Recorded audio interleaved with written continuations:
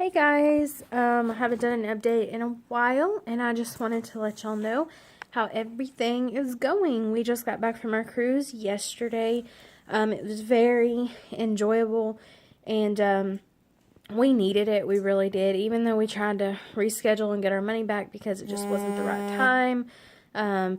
Money-wise, mentally, all of that stuff. But it was very good for us, and I think it was nice for us to be able to have that little get away to ourselves before we start the IVF process.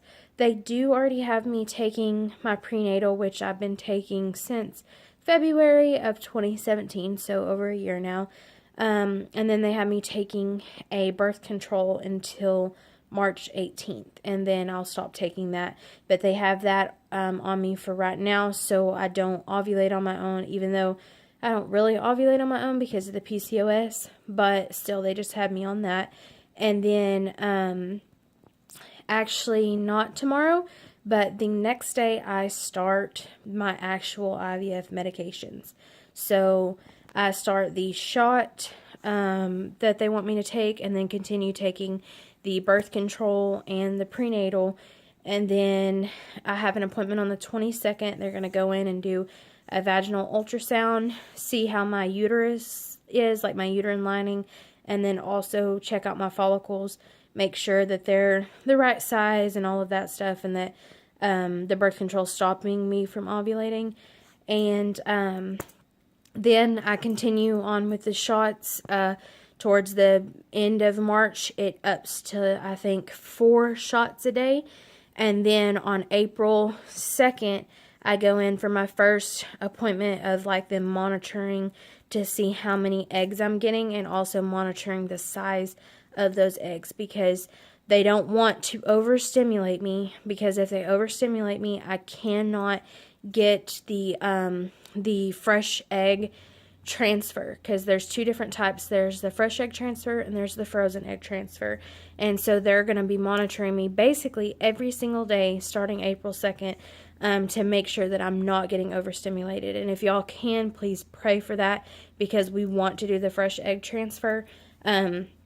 Because if I do get overly stimulated, then we kind of don't have to start all over again, but they would have to like retrieve my eggs, and then they would, put the sperm in with them, and they would still grow them, but then they would just freeze them automatically. And this way, for the fresh egg transfer, they're going to combine sperm with my eggs and make sure that they get to the size they need to be, make sure that they're all healthy. And then actually I go in on that 5th day after they combine the 2 and get the transfer. So that would be like probably the 2nd week in April. So if y'all could just pray for no overly stimulation or overstimulation, because they really want to do that fresh egg transfer. I also asked on my statistics, on my age, if my weight has to do with anything. He says my weight doesn't have to do with anything. But my statistics are 1 embryo is going to be a 45% chance, and 2 embryos is going to be a 60% chance. So we've discussed it, we've prayed on it, and if I have 2 really healthy embryos, we're going to implant 2 embryos so we can up our chances of it working, since it was so expensive, and we've had people donate their money, and we've used savings and done a lot of stuff. I want to have the best chance I can. So that's the update. I am excited and super nervous and worried and all of that other stuff that you would before you start a huge thing like this. Like, I'm not even worried about the shots or the medications or the schedule or anything like that. I just want it to work. I just want to have a child of my own. I want to be able to experience pregnancy. I want to see my husband be a father and see characteristics of my husband in my child. So if y'all will just continue praying for us, that's all I can ask from you, is just pray, pray, pray.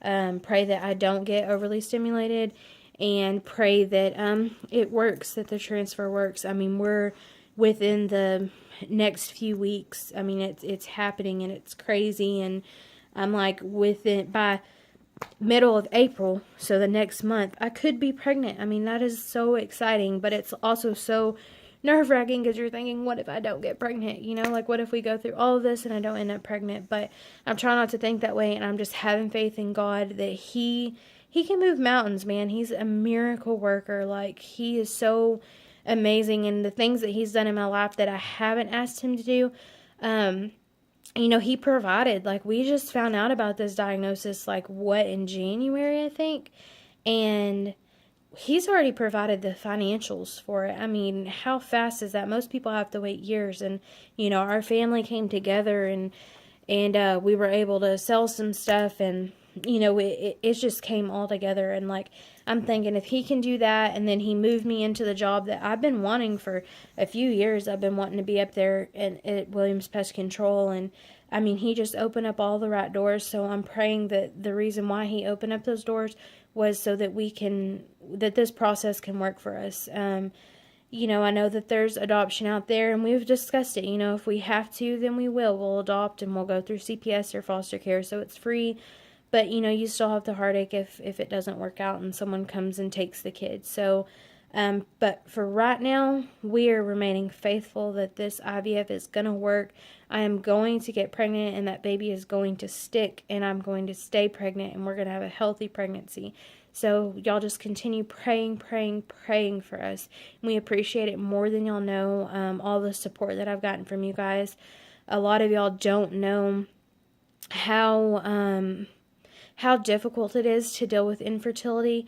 Like, it is probably one of the most difficult things ever, because it's an invisible pain. People don't know what to say. I mean, like, when you have a miscarriage or whatever, they know, like, oh my gosh, I'm sorry for your loss, you know. But when you're dealing with infertility, they're like, you know, they don't know what to say, and sometimes they say the things that you don't want to hear, and it's not the right things to say, you know, but you don't know. You don't know how to deal with it, and I'm still learning how to not get upset when people say certain things to me and just let it go over, because unless you've dealt with it, and I mean seriously dealt with it, like, it may have taken you a few years, but if you've never been told, hey, this is your only option. Not only do you have PCOS and you don't ovulate like you should, but your tubes are 100% blocked. I mean, my tubes were completely blocked.